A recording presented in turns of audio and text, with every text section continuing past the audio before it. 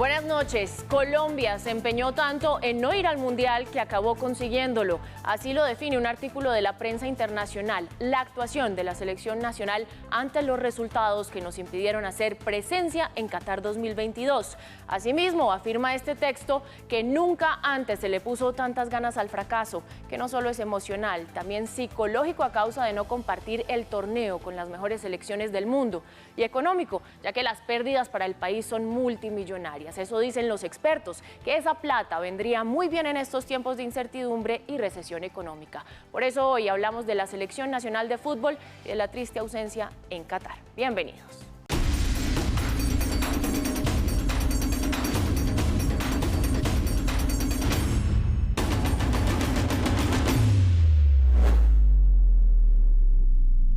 Para conversar sobre este tema nos acompaña Alejandro Pino Calat, director del diario Publímetro y periodista deportivo. Alejandro, un gusto tenerlo en esta mesa hoy. El país entero se quedó con las ganas de ver a Colombia en Qatar. ¿Qué es lo que pasa con la selección? Bueno, primero que todo, muchas gracias por la invitación. Y lo que pasa es que tenemos una selección que es top de Sudamérica, es una selección que perfectamente podría estar detrás de Argentina y de Brasil. Está por encima de Ecuador en nómina, está por encima de Perú en nómina y ellos dos estuvieron por encima nuestro en la tabla.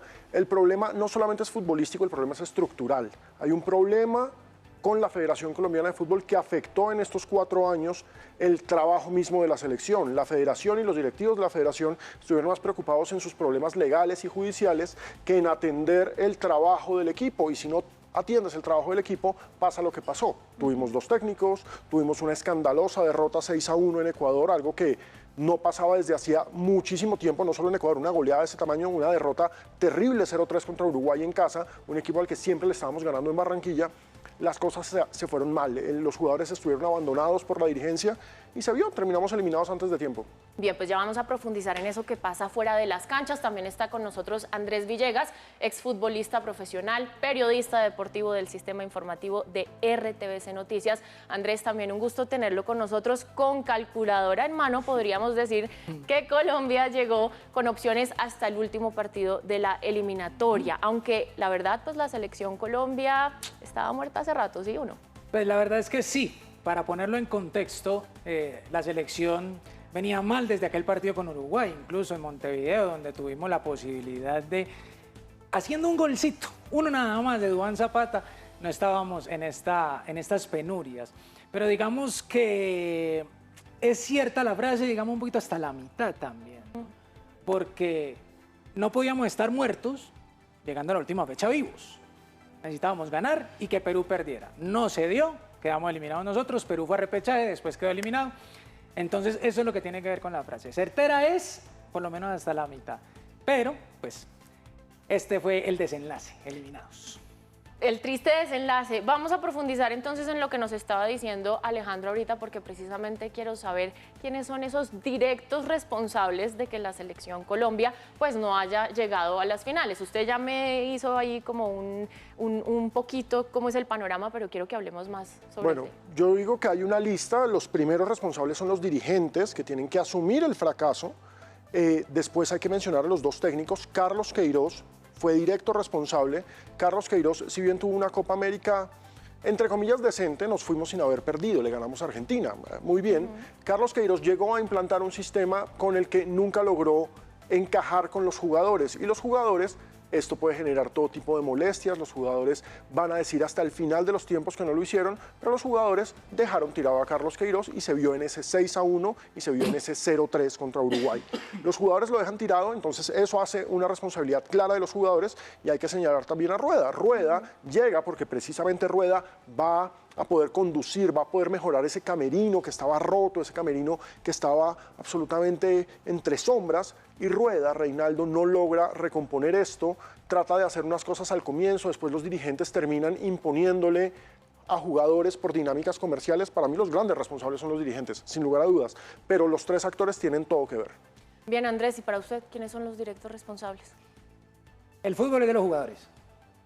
El fútbol de los jugadores, y son ellos los que resuelven o no resuelven dentro del campo.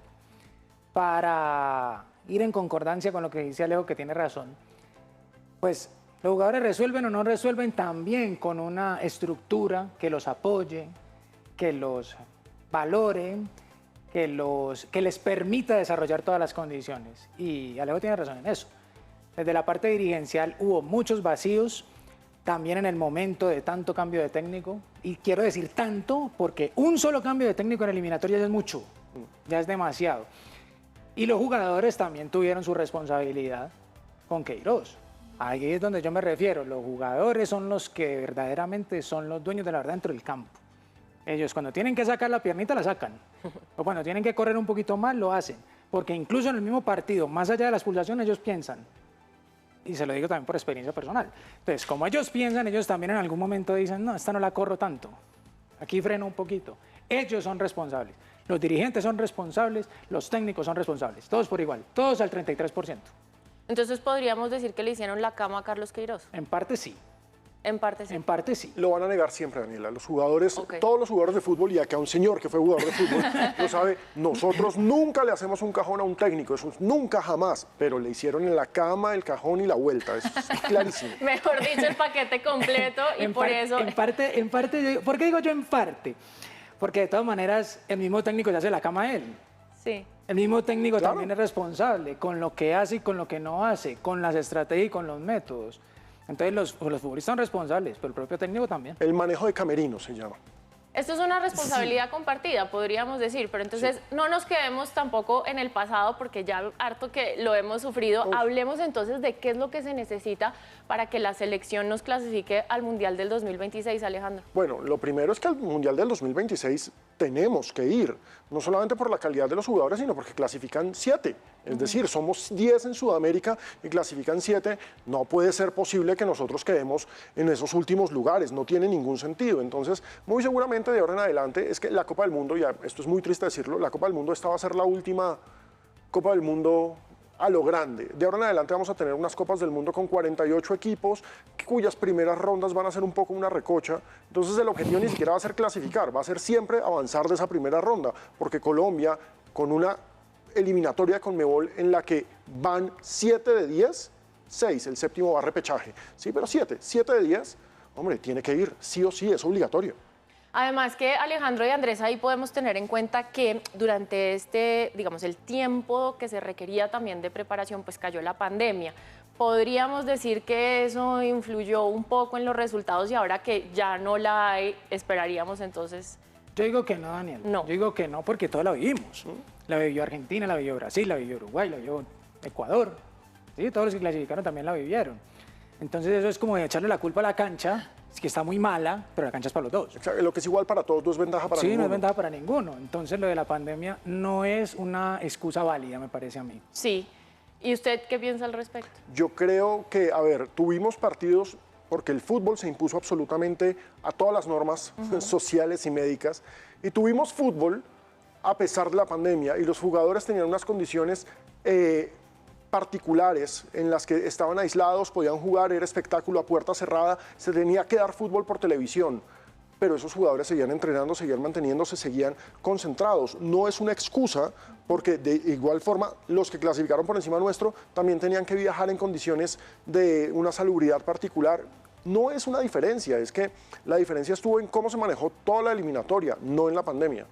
Puede influir también el hecho de que últimamente en la selección Colombia, digámoslo así, tenemos muchas estrellas, muchos jugadores que lo tienen todo, o sea, tienen un buen salario, tienen empresas que los patrocinan, ni hablar de las redes sociales porque pues son muy famosos en redes sociales. Eso influye en el desempeño de los jugadores también, y más adelante lo vamos a hablar un poco también en línea con lo que pasa con la selección Colombia femenina, que quizás no están como en las mismas condiciones. ¿Puede influir eso, el hecho de que Yo creo que influye en la misma manera para todos, porque los futbolistas son las nuevas superestrellas. Antes eran las superestrellas de cine y de la música, ahora son del cine, de la música y los deportistas, ¿sí? Y ahí están los futbolistas. Son estrellas mediáticas, son estrellas virales. Eso, por supuesto, complica la cabeza. Hay algunos que están más pendientes de sus redes sociales, del Twitch, del TikTok, del Instagram, sobre todo el Instagram, que de la dinámica misma del fútbol, que implica entrenamiento, concentración, estar jugando y demás. Pero también creo que uno de los errores, y lo señalaba muy bien Andrés cuando habla del técnico Queiroz, es que el que maneja el camerino tiene que saber manejar a esas estrellas. Pekerman sabía manejar a estas estrellas, La supo manejar en un comienzo supremamente bien, que fue cuando estuvimos en ese gran mundial en el 2014. Todo ese periodo, esa eliminatoria del 2012 al 2014, Pekerman supo manejar a unas estrellas porque ahí Falcao García era una superestrella mundial y la supo manejar muy bien. Ya Falcao se nos lesionó, no estuvo en el mundial del 2014 y demás, pero Pekerman lo manejó muy bien. A pesar de su edad, tuvo un puente generacional que era Mario Yepes como capitán y como líder de grupo. Sin Yepes, sufrimos porque ya no estaba ese puente, pero igual Pekerman supo darle un manejo a las estrellas y terminamos clasificando ya no tan brillantemente, tal vez sufriendo, tal vez sin el mismo fútbol vistoso, pero terminamos clasificando al 2018, nos metimos en octavos de final y quedamos eliminados en penales. La dirigencia saca a Pekerman. La dirigencia trae a un sargento, porque Carlos Queiroz es un sargento. Y aparte de traer a un sargento, trae a un sargento que no sabe manejar estrellas, porque el historial de Queiroz demostraba que no sabía demostrar estrellas. Le había ido muy bien en Irán, donde no hay una sola estrella. Le había ido muy mal en todos los equipos en los que había tenido que dirigir estrellas. ¿Qué pasó? Las estrellas, como bien lo dijo Andrés, muy sutilmente, yo sí lo digo de frente, las estrellas se le pararon. Y si las estrellas de la Selección Colombia se le paran, no hay Selección Colombia. En ese punto, permítame, sí, Daniela, digamos que aportar algo de esta discusión de las redes sociales. ¿Cuál es el futbolista más seguido en redes sociales? Es Cristiano Ronaldo.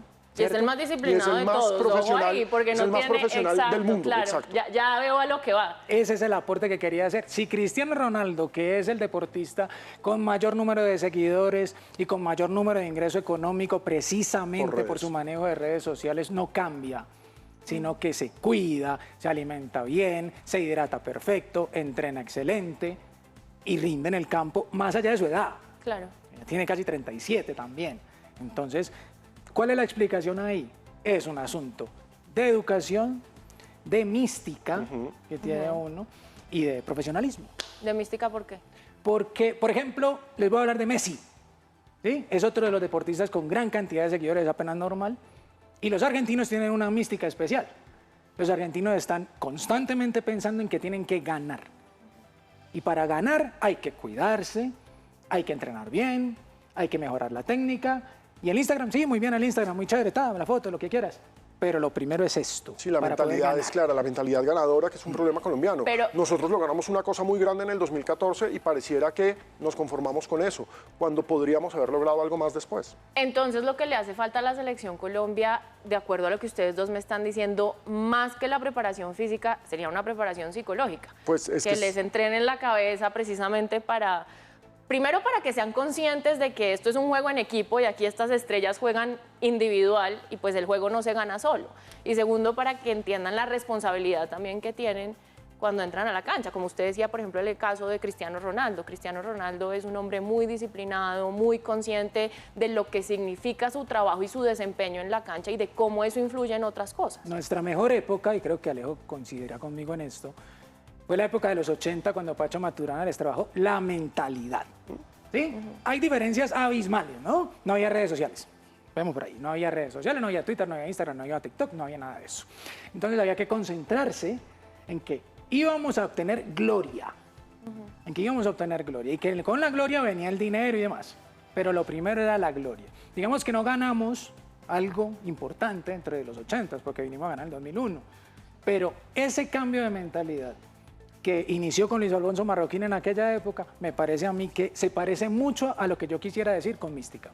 Pero también, y yo voy a agregar algo acá, Pekerman hizo algo parecido. Pekerman contrató a un psicólogo. ¿Sí? La Selección Colombia con Pekerman tuvo un psicólogo precisamente para manejar este problema de egos. Es que no nos olvidemos que estamos hablando de gente joven, tipos que antes de tener 25 años ya se están ganando 4 millones de dólares al año. Entonces, ¿cómo manejas eso cuando además tuviste bachillerato y no tuviste más o tal vez ni siquiera terminaste el bachillerato? Pekerman les tenía un psicólogo. Después de eso, el psicólogo ha vuelto ahora con Lorenzo, que es algo que al menos a mí me entusiasma. Lorenzo también ha sumado al mismo psicólogo, además, a la Selección Colombia. Eso es bueno. Retomando un poco la comparación que usted hacía al principio con los artistas que llegaron a tanta fama y a tanto reconocimiento tan jóvenes son los que hoy vemos que tienen pues hartos problemas y dificultades ahí con asumir. Es que eso pesa. Pesa muchísimo. Pues vamos a hacer una breve pausa y ya regresamos a seguir hablando de la Selección Colombia.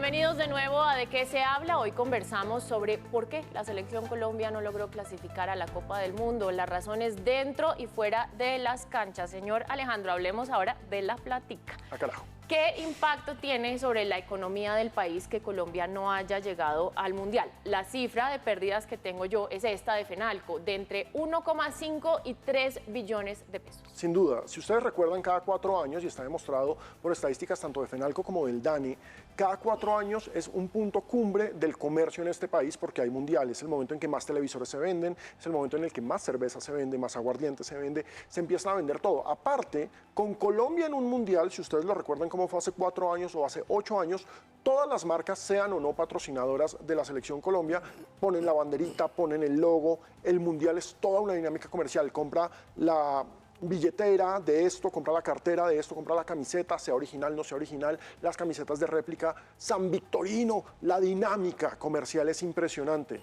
Ahora, en este mundial se juntan dos problemas. El primero es que no está Colombia, entonces el interés baja un poco, y el segundo es que el mundial es noviembre-diciembre, no es mitad de año. En mitad de año corresponde generalmente a la prima, entonces esas inversiones se ven reflejadas en la prima. Llega la prima de mitad de año, te la gastas comprando cosas del mundial, te la gastas comprando el televisor, te la gastas comprando el que tiene la señal exclusiva, te la gastas comprando aguardiente, lo que sea. Acá la prima se nos va a demorar y cuando llegue la prima ya se acabó el mundial.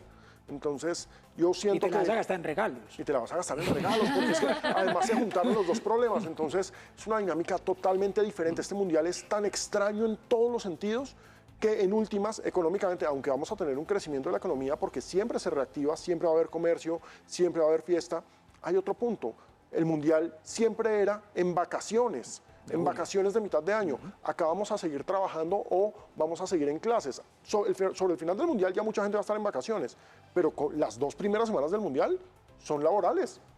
Pues como está la cosa, Andrés, yo creo que ni siquiera para comprar regalos esta plática esto va a ser un ahorro obligatorio. Incluso entre jugadores de fútbol también se dice que para el traguito siempre hay plata. Ah, bueno, pues sí, eso también es cierto. No me ría porque sabes. Mire, sigamos con las cifras de Fenalco, porque por no ir a Qatar, la tricolor deja de recibir cerca de 10 millones de dólares. ¿Cómo afecta al fútbol colombiano no recibir esa suma? Pues, si de verdad encontráramos un punto de acuerdo y todos estuviéramos coincidiendo en que ese dinero se va a reinvertir en el mismo fútbol, es mucho lo que se pierde. ¿Sí? Pero como lo que resulta es otra cosa, pues entonces no se pierde mucho. Pero hablemos de lo positivo. Digamos que se reinvirtiera en el fútbol. Se necesita una inversión en las bases. Se necesita invertirle a los campeonatos juveniles, al sub-20, al sub-17, al femenino que también lo necesita. Se necesita invertir en el arreglo de las canchas para esos campeonatos. Se necesita jugar en mejores campos. Se necesita mejorar en que los jugadores viajen más. Es decir, que podemos jugar un campeonato regional y los viajes son cortos, pero es muy distinto, como por ejemplo sucede en Argentina, donde las reservas de River Plate de Buenos Aires tienen que viajar hasta Mendoza a jugar contra Godoy Cruz. Eso los va formando. Esa plata debería reinvertirse sobre las bases para mejorar los campos, los campeonatos y las posibilidades que tengan los muchachos para llegar a la primera división. Tanta falta que le hace inversión de plática al deporte en general, ¿no? No solamente al fútbol, sino al deporte. Mire, Alejandro, usted decía algo al inicio de nuestra conversación, hablaba de la responsabilidad que tiene la federación también en que Colombia no logre clasificar a los mundiales. Estamos hablando de que hay pérdidas emocionales, psicológicas, económicas. Entonces, y aquí yo sé que usted habla sin filtro, así que bienvenido, bien pueda. Toca cambiar entonces a los miembros de la federación.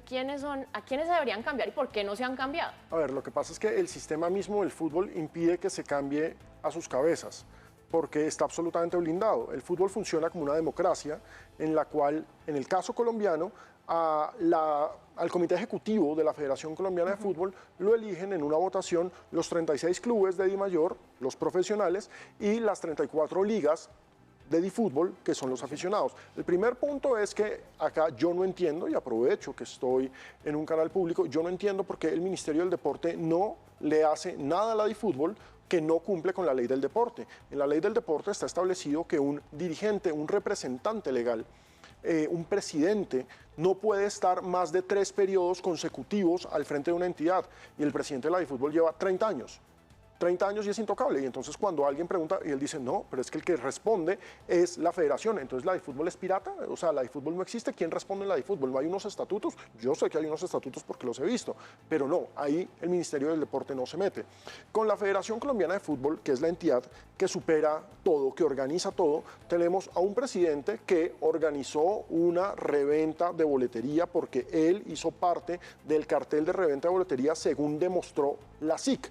La SIC lo demostró, la SIC lo sancionó, la SIC lo multó a él, multó a toda la federación. La federación de esa plata, que no se invierte en lo que estaba diciendo Andrés, se gastó 16.000 millones de pesos pagando la multa, porque obviamente es una sanción administrativa, es la SIC. ¿Cómo pasó que los dirigentes que lo eligieron y lo reeligieron dijeron, no, no pasa nada? Presentaron en el informe de gestión esos 16.000 millones de pesos como gastos administrativos. Gastos administrativos, una multa por corrupción. Es una vaina absurda, es decir, a los dirigentes que están abajo, a la base electoral, no le interesa lo que pasa con lo que está arriba. Eso no tiene presentación. Pero tampoco tiene presentación que tenemos a una entidad que está acusada de corrupción, que está acusada e investigada por todo tipo de violaciones de normas laborales. Ojo con lo que está pasando en estos momentos en el Ministerio del Trabajo y la Federación y los derechos de los futbolistas, normas de género, porque todos estamos del lado de la selección de fútbol femenina y todos queremos a nuestras jugadoras de fútbol, menos los dirigentes. Es una vaina súper extraña, pero ya se vieron obligados precisamente por el éxito y por la pasión que ha generado, y no les pasa nada. La única forma en que se caiga el presidente de la Federación Colombiana de Fútbol, la única forma es que lo tumben sus electores, que no va a pasar, o que llegue un castigo judicial. Es decir, según la ley del deporte, y acá me agarro de la ley, no puede ser representante legal o presidente de una federación deportiva una persona con una investigación penal. Esto implica fiscalía. A la fiscalía la SIC le mandó el pliego, y es un pliego así de grande, ¿sí? Este es el caso de cartelización de boletería. Esto demuestra que esos señores organizaron una reventa de boletería para el Mundial 2018 en las eliminatorias, y ese caso en la fiscalía se perdió, nunca se murió, o sea, nadie sabe en dónde está ese expediente. Entonces, la ley o la FIFA, ¿no? Como ocurrió. Sí. Porque don Luis Sí. lo removió la FIFA con el FIFA Gate. Pues no fue la FIFA, fue el gobierno gringo, en último, fue la justicia gringa, no el gobierno. Bueno, sí, tiene razón, la FIFA no se mete en eso. Pues lo cierto acá es que la selección está en cuidados intensivos. Habría que ver entonces cuál sería la alternativa, porque la realidad es que ninguna de las dos opciones hasta el momento que usted nos ha dado se ven como viables. Tocaría buscar esa alternativa. Andrés, entonces, ¿qué sería lo ideal? ¿Sería necesario renovar los rostros también de los jugadores, así como de los directivos de los jugadores también? Esa es la palabra, también. También, porque la renovación tiene que ser de dirigentes, pero también de jugadores. A ver, con dolor hay que decirlo, porque hay jugadores que nos clasificaron al Mundial de 2014 y al 2018, pero ya su ciclo terminó. Ya su ciclo terminó. Si en un momento están actuando bien y merecen el llamado, que sea por eso y no por otros intereses. Porque si yo voy a llamar a un jugador porque con ese jugador convocado, mi partido, a mí me pagan más por un partido amistoso, es otra cosa. Claro. Ya el fútbol dejó de ser fútbol y se volvió mercadeo, ¿sí? Entonces, lo que hay que hacer es tratar de llamar a los jugadores que de verdad tengan un futuro. Pasó con Luis Enrique para este Mundial. Luis Enrique dejó a caciques por fuera de la selección española y se trajo jovencitos, porque él sabe que los jugadores le van a hacer caso a él, lo van a escuchar a él, y aparte de eso van a jugar 4 mundiales más con él. Pero eso mire, es una renovación. Hay otro punto que no mencionamos tanto, y es la necesidad de exigirle a los patrocinadores, porque los patrocinadores son altamente responsables de todo esto. Los patrocinadores siguen patrocinando porque como el fútbol es una mina de plata, los patrocinadores siguen poniendo plata a pesar de la corrupción, a pesar de los fracasos y demás. Ellos siguen poniendo plata y los patrocinadores no están reaccionando. Siento que lo que ha pasado con la femenina y el éxito de la femenina sub-17 en el Mundial y el subtítulo de mayores en la Copa América Femenina ha hecho que los patrocinadores digan, hey, un momento, tenemos que apoyar también este tipo de cosas, y no solamente apoyar, sino tenemos que exigir, siendo los patrocinadores los que salieron a decir, ay, nosotros vamos a dar premios porque la federación estaba callada. Los patrocinadores reaccionaron. Si los patrocinadores dejan de exigir a la figura que no está jugando para que esté en el afiche, para que esté en su aviso comercial, si los patrocinadores empiezan a exigir comportamientos éticos, que además los deberían tener porque todas las empresas tienen unos manuales de responsabilidad corporativa, entonces exijamos responsabilidad corporativa también. Pero Leo, ahí hay un tema, y es que en los patrocinadores no hay uno nuevo. No hay nuevos. Todos son los mismos de la Federación Pero esos Colombiana de patrocinadores Fútbol. dependen de los clientes. y los Pues clientes miren, son los que están exigiendo. Aquí me toca interrumpirlos porque ya nos quedan pocos minutos de programa. Quiero finalizar con algo, ya que usted me lo puso sobre la mesa, y el tema de la selección Colombia femenina, hablando de mujeres, porque han dejado muchas lecciones, ahí sí digo yo, en mi opinión, más allá de la cancha, más allá del título, pues que se ganaron. ¿Qué debe aprender la selección nacional masculina de la femenina?